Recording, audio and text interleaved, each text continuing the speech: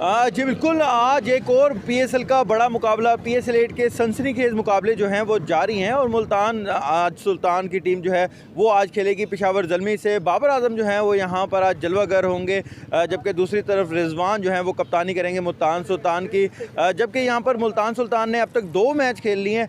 एक मैच में उनको जो है शिकस्त का सामना करना पड़ा, जबकि दूसरा मैच उन्होंने बासानी कोयटा ग्लैडिएटर के खिलाफ जीत लिया। इस वक्त जो है शायकीन की आमद जो है वो 2 बजे यहाँ पर शुरू हो जाएगी। शायकीन का दाखिला 2 बजे रखा गया है और मैच का जो आज वक्त है वो 6 बजे पाकिस्तानी टाइम के मुताबिक शुरू होगा।